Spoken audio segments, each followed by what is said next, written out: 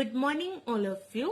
આજે આપણે ભણીશું વિષય સામાજિક વિજ્ઞાન, ચેપ્ટર નંબર 15, જેનું નામ છે આર્થિક વિકાસ.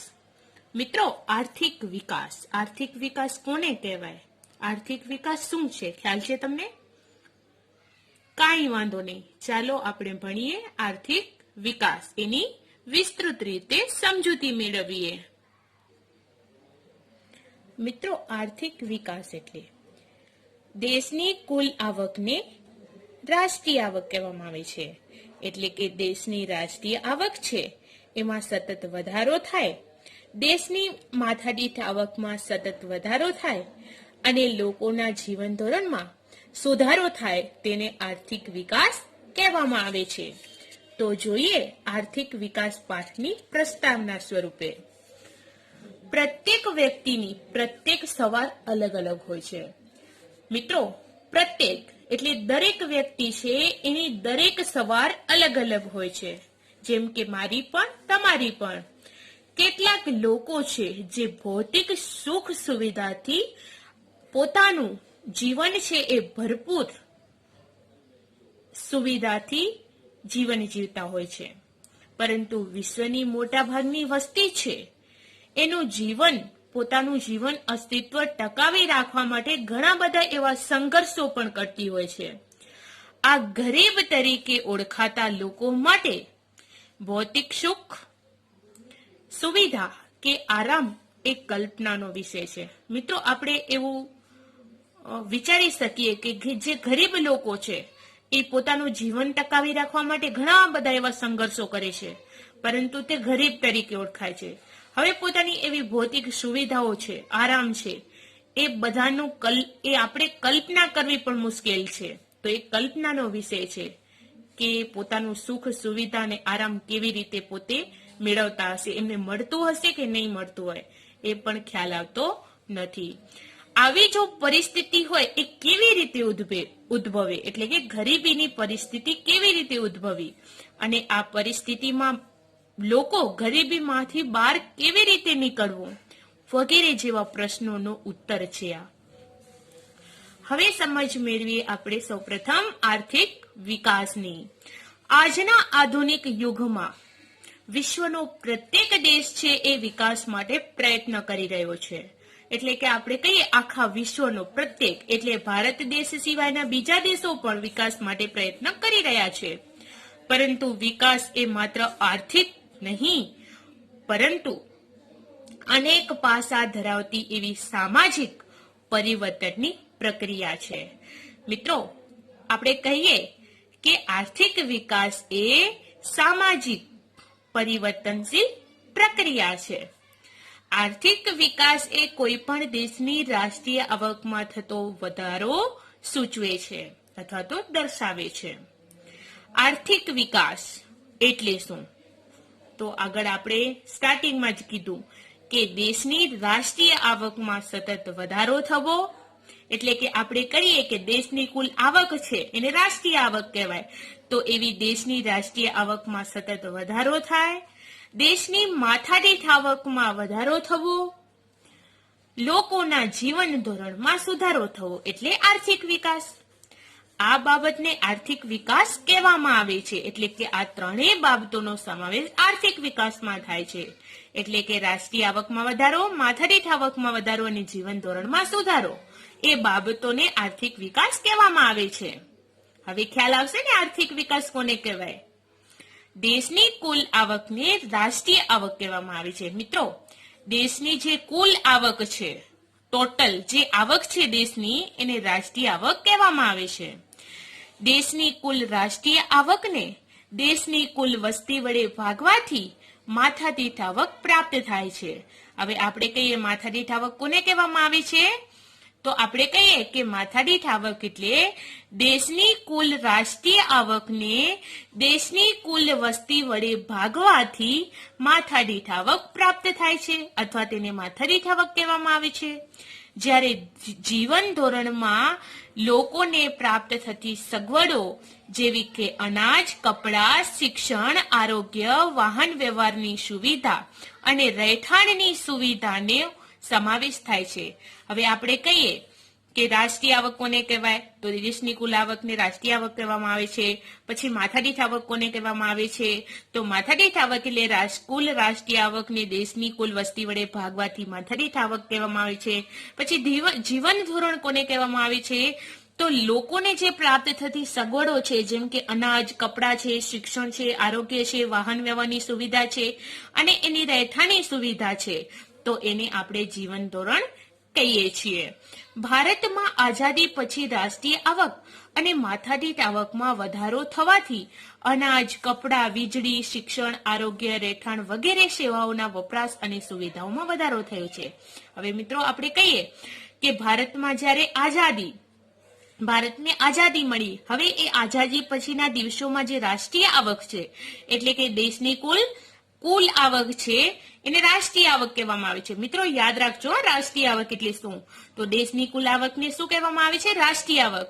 તો જ્યારે આઝાદી પછી રાષ્ટ્રીય આવક એટલે કે દેશની કુલ આવક અને માથાદીઠ આવકમાં વધારો થવાથી અનાજ, કપડાં, વીજળી, શિક્ષણ, આરોગ્ય, રહેઠાણ એ સેવાઓનો વધુ વપરાશ થયો છે અને સુવિધાઓ પણ વધી છે, એટલે કે એમનામાં વધારો થયો છે. અગાઉની સરખામણીમાં ઉપરોક્ત જરૂરિયાતો વધુ સારી રીતે સંતોષાય છે. એટલે આપણે કહીએ કે અગાઉની સરખામણીમાં એટલે પહેલાની સમયમાં જે લોકો જીવન જીવતા અને હમણાં જીવન જીવે છે એમાં ઘણો ફરક છે. એટલે કે અગાઉની સરખામણી કરીએ એવી ઉપરોક્ત બાબત છે, જે શિક્ષણ, આરોગ્ય એની જરૂરિયાતો હવે વધુ સારી રીતે સંતોષાય છે. આથી કહી શકાય કે ભારતમાં આર્થિક વિકાસ થઈ રહ્યો છે. એટલે આપણે એના આધારે આપણે કહી શકીએ કે હવે ભારતમાં આર્થિક વિકાસ એટલે કે પૈસાની દ્રષ્ટિએ વિકાસ થઈ રહ્યો છે. હવે આ સમજવા જેવું છે કે ભારતની રાષ્ટ્રીય આવક. ભારતની રાષ્ટ્રીય આવક તેને જીડીપી તરીકે ઓળખવામાં આવે છે. 2011 અને 12 અને 2015 અને 16 ના ભાવોએ આપણે કહીએ તો 87,36,039 કરોડ રૂપિયા હતી. શું? તો ભારતની રાષ્ટ્રીય આવક, જે વધીને 2015 અને 16 1,35,67,192 કરોડ રૂપિયા થઈ હતી. શું? તો ભારતની રાષ્ટ્રીય આવક. હવે જોઈએ આગળ આર્થિક વૃદ્ધિ અને આર્થિક વિકાસ વચ્ચેનો તફાવત. આર્થિક વૃદ્ધિ અને આર્થિક વિકાસ એ બે વચ્ચેનો તફાવત શું છે? તો આપણે સમજીએ. સામાન્ય રીતે આર્થિક વૃદ્ધિ અને આર્થિક વિકાસ એ બંને શબ્દો વધારો દર્શાવે છે. એટલે આપણે કહીએ કે આર્થિક વૃદ્ધિ અને આર્થિક વિકાસ એ બંને શબ્દો છે એમાં વધારો દર્શાવે છે, પરંતુ બંને વચ્ચે કેટલાક તફાવતો જોવા મળે છે, જે નીચે મુજબ છે. હવે આર્થિક વૃદ્ધિ અને આર્થિક વિકાસ એ વચ્ચે જે આપણે કહીએ કે તફાવતો છે, તો કઈ ત્રણ વસ્તુઓને આધારે એના વચ્ચે તફાવત પડે છે? તો વિકાસની પ્રક્રિયાના આધારે, અર્થતંત્રમાં થતા પરિવર્તનના આધારે અને ત્રીજી વસ્તુ છે વિકસિત અને વિકાસશીલ દેશોના સંદર્ભના આધારે. તો એ આર્થિક વૃદ્ધિ અને આર્થિક વિકાસનો તફાવત આ ત્રણ બાબતોના આધારે પડે છે. તો સૌથી પહેલા આપણે જોઈએ વિકાસની પ્રક્રિયાના આધારે. આર્થિક વિકાસ એ ગુણાત્મક છે અને આર્થિક વૃદ્ધિ એ પરિમાણાત્મક છે. હવે આપણે કહીએ, યાદ રાખજો, આર્થિક વિકાસ કેવો છે? ગુણાત્મક છે, જ્યારે આર્થિક વૃદ્ધિ એ કેવી છે? પરિમાણાત્મક છે. હવે એ આપણે કહીએ કે અહીં આર્થિક વિકાસ એ પ્રથમ અવસ્થા છે. આર્થિક વિકાસ પ્રથમ અવસ્થા છે, જ્યારે આર્થિક વૃદ્ધિ એ આર્થિક વિકાસ પછીની અવસ્થા છે, એટલે બીજા નંબરે છે. આર્થિક વિકાસ પ્રથમ અવસ્થા ઉપર છે, જ્યારે આર્થિક વૃદ્ધિ છે એ આર્થિક વિકાસ પછીની અવસ્થા છે, એટલે બીજા નંબરે, એના પાછળની અવસ્થા છે. હવે બીજું છે અર્થતંત્રમાં થતા પરિવર્તનના આધારે. અર્થતંત્રમાં થતા નવા સંશોધનોના આધારે ઉત્પાદનમાં થતો વધારો એ આર્થિક વિકાસ છે. હવે આપણે કહીએ કે અર્થતંત્રમાં જે નવા સંશોધનો થયા છે એના આધારે ઉત્પાદનમાં વધારો થયો છે. હવે એ ઉત્પાદનમાં થતો વધારો એ શું છે? આર્થિક વિકાસ છે. દાખલા તરીકે આપણે કહીએ કે ખેતી ક્ષેત્રમાં ઘઉં, ડાંગર જેવા પાકમાં નવા બિયારણોની એટલે કે નવા બીજની શોધ થતા ઉત્પાદનમાં અનેક ગણો એવો વધારો થયો છે. આ બાબત છે એ આર્થિક વિકાસ દર્શાવે છે. હવે બીજી તરફ ખેડાણ લાયક જમીનમાં આપણે કહીએ કે ખેડાણ લાયક એવી ખેડવા જેવી જમીન હોય તો એમાં વધારો થાય, તો ખેતી લાયક ઉત્પાદનમાં પણ વધારો થાય, તો એ આપણે કહીએ છીએ કે એ આર્થિક વૃદ્ધિ કહેવામાં આવે છે. હવે આપણે કહીએ કે આર્થિક વિકાસ અને આર્થિક વૃદ્ધિ એ અર્થતંત્રમાં થતા પરિવર્તનના આધારે એના વચ્ચે તફાવત પડે છે. હવે ત્રીજી બાબત આપણે જોઈએ. હવે આપણે જોઈએ ઉત્પાદનના સાધનો. કુદરતી સંપત્તિ અને શ્રમની મદદથી ચીજવસ્તુઓ અને સેવાઓનું ઉત્પાદન કરવામાં આવે છે. હવે આપણે કહીએ કે ઉત્પાદન કેવી રીતે કરવામાં આવે છે, તો કુદરતી સંપત્તિ અને શ્રમની મદદથી. એટલે આપણે કહીએ કે શ્રમિકો શું કરે, તો શ્રમ કરે, મહેનત કરે, એની મદદથી ચીજવસ્તુઓ અને સેવાઓનું ઉત્પાદન છે એ કરવામાં આવે છે. આ ઉત્પાદન કરવા માટે અનેકવિધ એવા સાધનોનો પણ ઉપયોગ કરવામાં આવે છે. આપણે કહીએ કે ઉત્પાદન મેળવવું હશે તો અનેકવિધ સાધનોની જરૂરિયાત પડશે, એટલે કે એ સાધનો છે એનો ઉપયોગ કરવો પડશે. આનાથી ઉત્પાદન છે એ શક્ય બનશે. આવા સાધનોને 4 ભાગમાં વહેંચવામાં આવ્યા છે. એટલે કે ઉત્પાદનના કેટલા સાધનો છે? 4.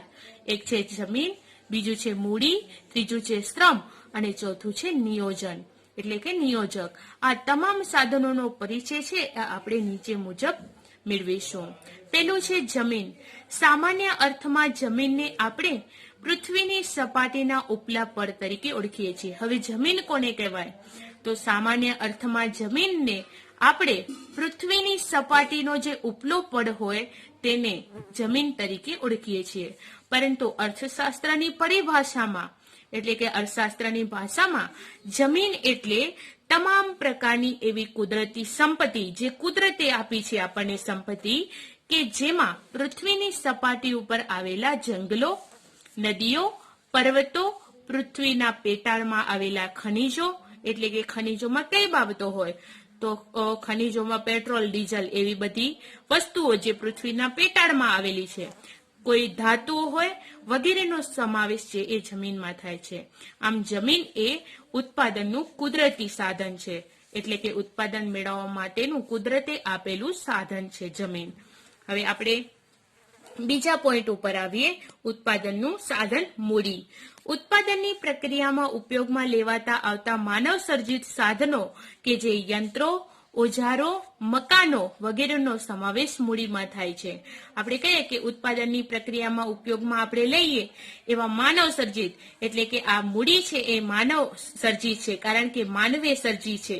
એ પોતાના સાધનો જેવો કે યંત્રો દ્વારા, કોઈ પણ ઓજારો દ્વારા, મકાનો દ્વારા એ વગેરેનો સમાવેશ મૂડીમાં થાય છે. એ આપણી મૂડી છે, કારણ કે યંત્રોનો ઉપયોગ દ્વારા આપણે જમીન ક્ષેત્રે કામ કરીએ, યંત્રોનો થ્રેસર મશીન દ્વારા, તો એના દ્વારા આપણે ઉત્પાદન કરીએ જમીન ક્ષેત્રે, અને ઓજારો દ્વારા, એ મશીન કારીગરી દ્વારા, કોઈ એવા સાધનો દ્વારા, પછી એ મકાનો હોય એ વગેરેનો સમાવેશ મૂડીમાં થાય છે. હવે ત્રીજો પોઈન્ટ છે શ્રમ.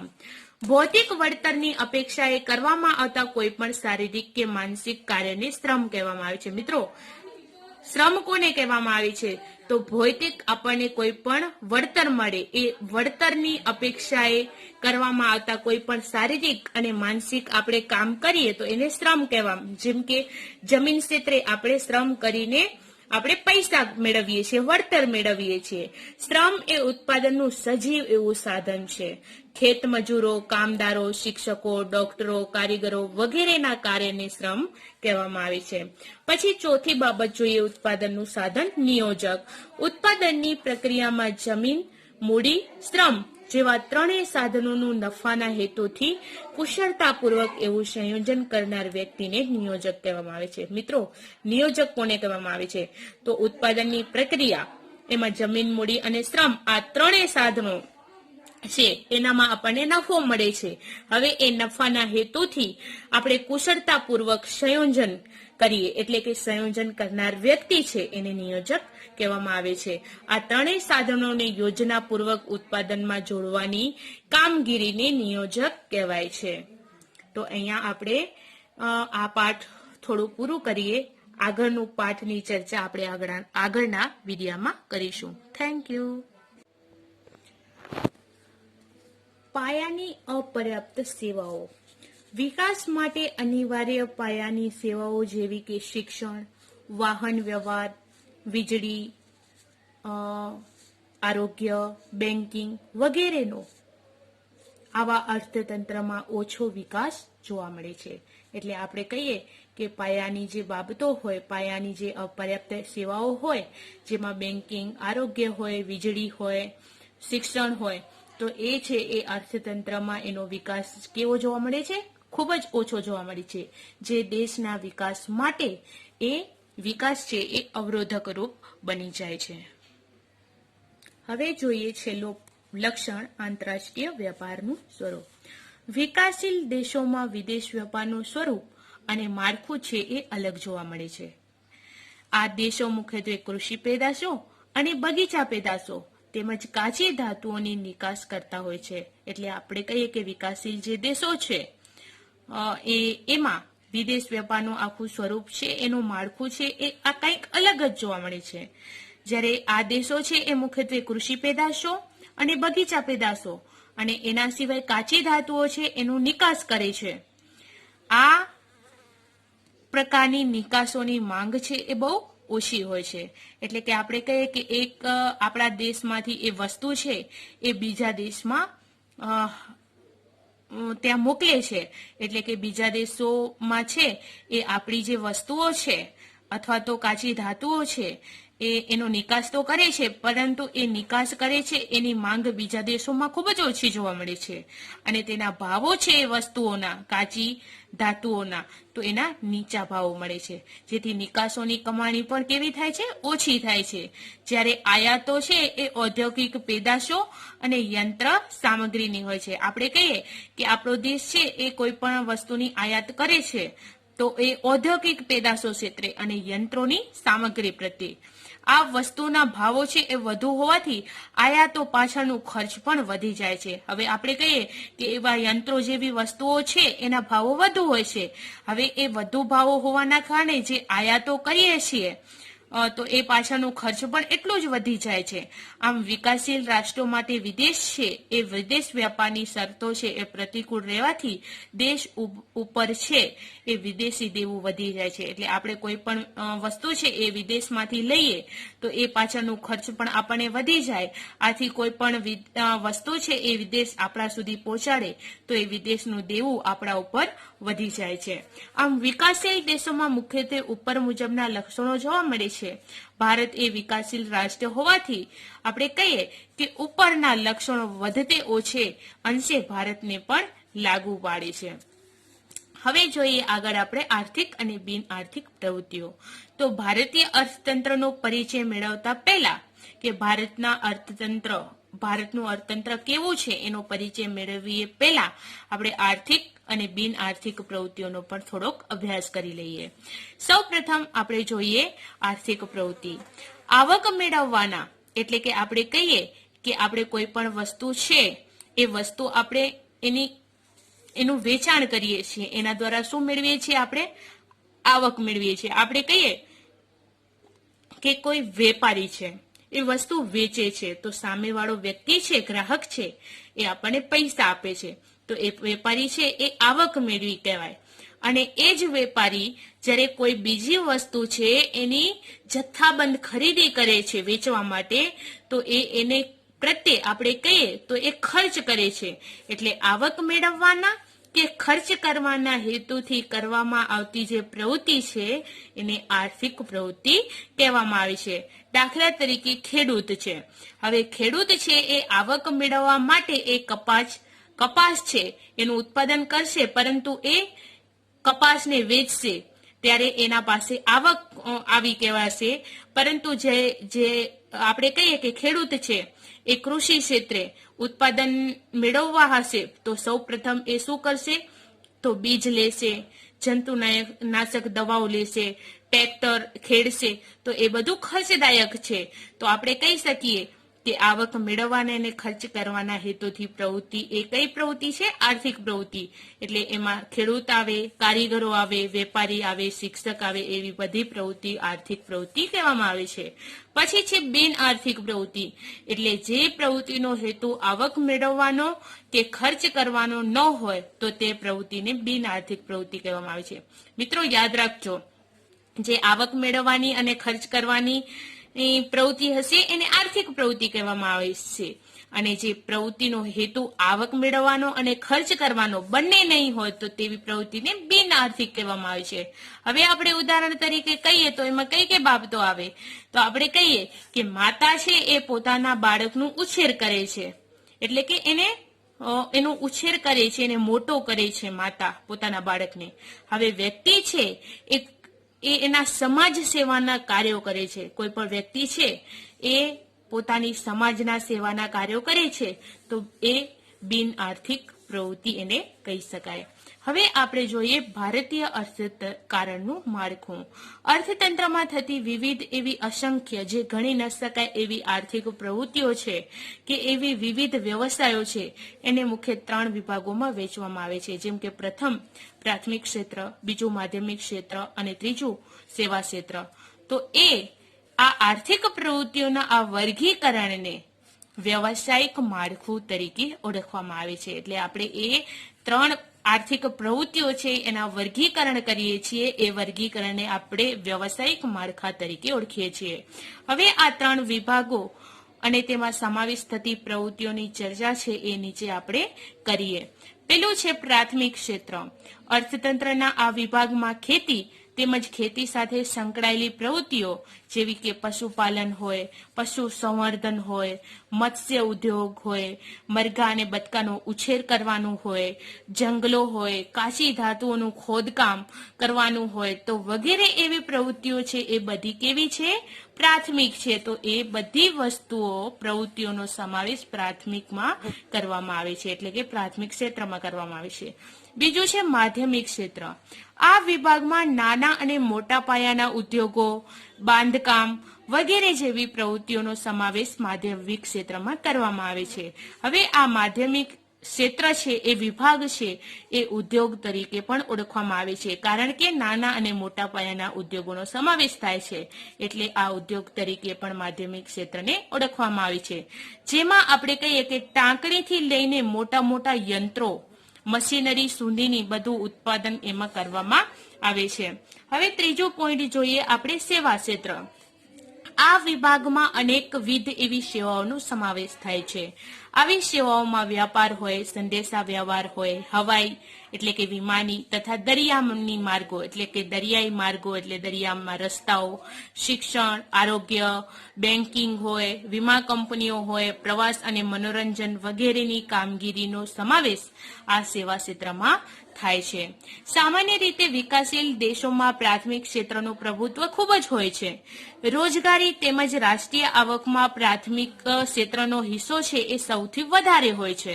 પરંતુ જેમ જેમ આર્થિક વિકાસ થતો જાય છે તેમ તેમ પ્રાથમિક ક્ષેત્રનું મહત્વ પણ માધ્યમિક અને સેવા ક્ષેત્રની સાપેક્ષતામાં દ્રષ્ટિએ ઘટતું રહે છે. હવે આપણે કહીએ કે પ્રાથમિક ક્ષેત્રનું મહત્વ છે એ માધ્યમિક અને સેવા ક્ષેત્રની સાપેક્ષતામાં ઘટતું જાય છે, કારણ કે ઓલું પ્રાથમિક ક્ષેત્ર છે અને ઉદ્યોગ ક્ષેત્રે તથા સેવા ક્ષેત્રનો વ્યાપ છે એ વધતો જાય છે. એટલે આપણે કહીએ કે સેવા ક્ષેત્ર અને માધ્યમિક ક્ષેત્રનું મહત્વ વધતું હોય છે.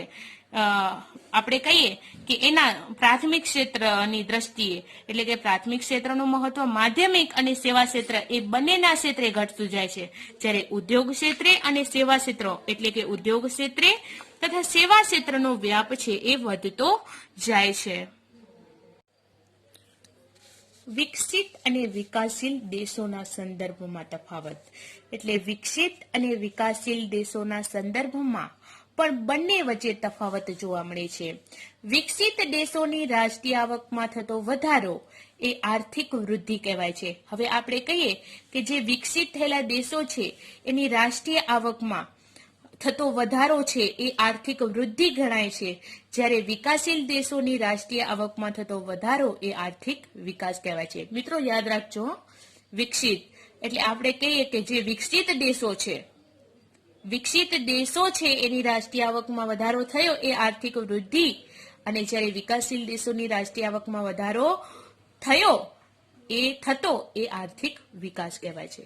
હવે આપણે જોઈએ વિકાસશીલ અર્થતંત્રના લક્ષણો, કે આપણે કહીએ કે વિકાસશીલ દેશો છે એ અર્થતંત્રના લક્ષણો.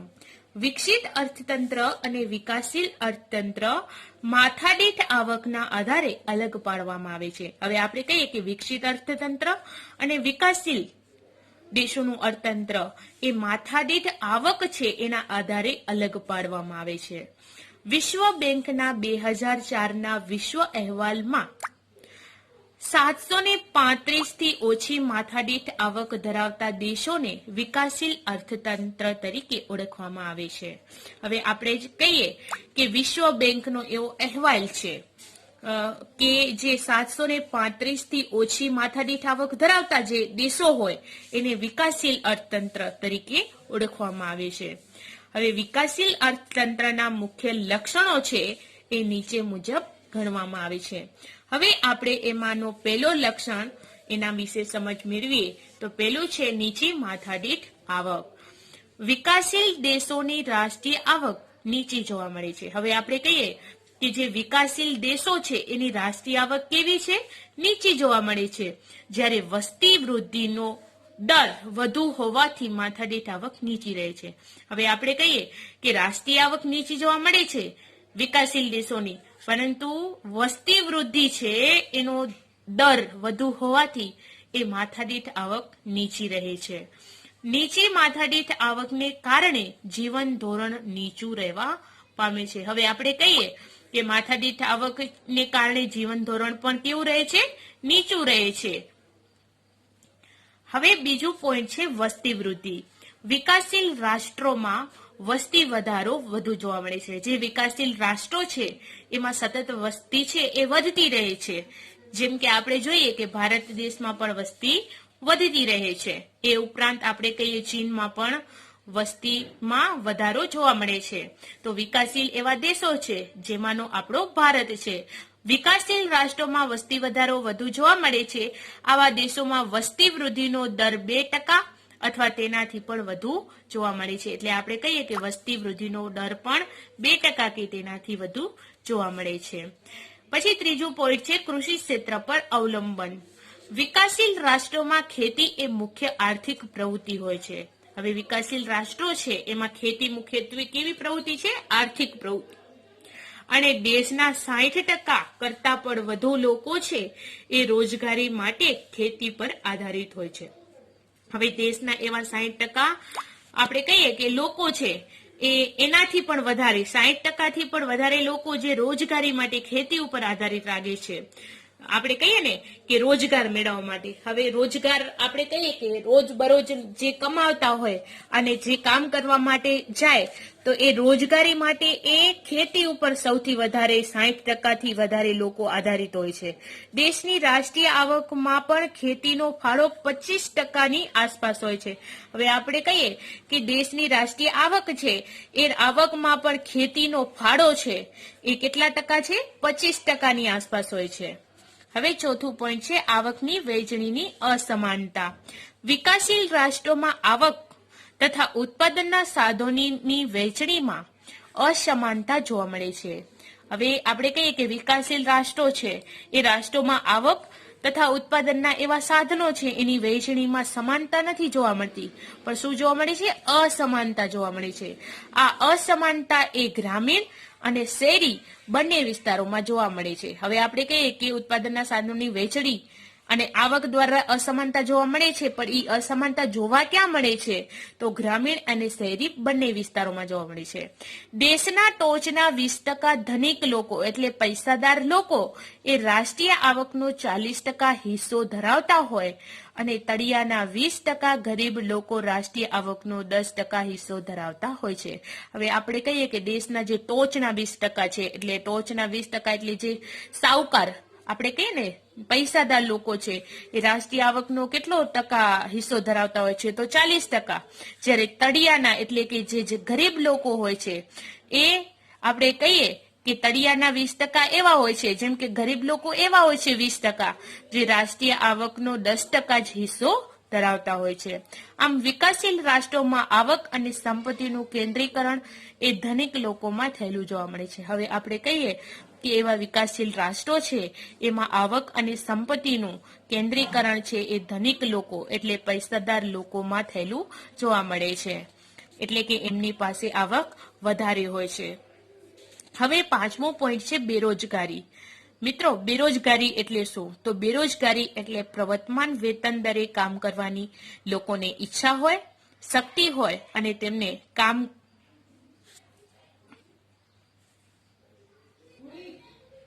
અને છતાંય તેમને કામ ન મળતું હોય તો તેવા લોકોને બેરોજગાર કહેવામાં આવે છે. તો એવો લક્ષણ આપણે બેરોજગારી ભણી સમજીએ. બેરોજગારી એ વિકાસશીલ દેશોનું મહત્વનું લક્ષણ ગણી શકાય. હવે બેરોજગારી આપણે કહીએ કે જે વિકાસશીલ દેશો છે એનું મહત્વનું લક્ષણ આપણે બેરોજગારીને ગણી શકાય. આ દેશોમાં બેરોજગારીનું પ્રમાણ છે એ કુલ શ્રમિકો એટલે ખેડૂતોના 3% કરતા વધુ હોય છે. હવે આપણે કહીએ કે આ દેશોમાં બેરોજગારીનું પ્રમાણ કુલ જેટલા શ્રમિકો હોય એ શ્રમિકોના 3% કરતા જ વધુ હોય છે. આ દેશોમાં બેરોજગારી જુદા જુદા સ્વરૂપે જેવી કે મોસમી બેરોજગારી, છુપી બેરોજગારી, ઔદ્યોગિક બેરોજગારી વગેરે જોવા મળે છે, જે બેરોજગારી લાંબા ગાળાની હોય છે. હવે આપણે કહીએ કે એ બેરોજગારી અનેક દેશોમાં જુદા જુદા સ્વરૂપે જોવા મળે છે, જેમ કે મોસમી બેરોજગારી એટલે મોસમ આધારિત હોય, ઋતુ આધારિત. છુપી બેરોજગારી એટલે છુપાયેલી બેરોજગારી હોય. ઔદ્યોગિક બેરોજગારી એટલે ઉદ્યોગોના ક્ષેત્રે બેરોજગાર હોય એવી બેરોજગારી જોવા મળે છે, જે બેરોજગારી લાંબા ગાળાની બેરોજગારી જોવા મળે છે. હવે આપણે જોઈએ 6થો પોઈન્ટ, ગરીબી. ગરીબી એ વિકાસશીલ રાષ્ટ્રનું લક્ષણ છે. જે લોકો પોતાની પ્રાથમિક જરૂરિયાતો જેવી કે અનાજ, કપડાં, રહેઠાણ, શિક્ષણ, આરોગ્ય જેવી વસ્તુઓ છે એ સંતોષી શકતા ન હોય તો તેને ગરીબ ગણવામાં આવે છે. હવે આપણે કહીએ કે ગરીબી એ વિકાસશીલ રાષ્ટ્રનું લક્ષણ છે. ગરીબ કોને કહેવામાં આવે? તો જે લોકો પોતાની પ્રાથમિક જરૂરિયાતો એટલે કે આપણે કરીએ કે જે વસ્તુ જોઈતી હોય, જેમ કે આપણને કપડાં જોઈએ, મકાન જોઈએ રહેવા માટે એટલે કે રહેઠાણ જોઈએ, શિક્ષણ જોઈએ અને આરોગ્ય એટલે દવાઓ જોઈએ, તો એ ગરીબ લોકો સંતોષી નથી શકતા તો તેને ગરીબ ગણવામાં આવે છે.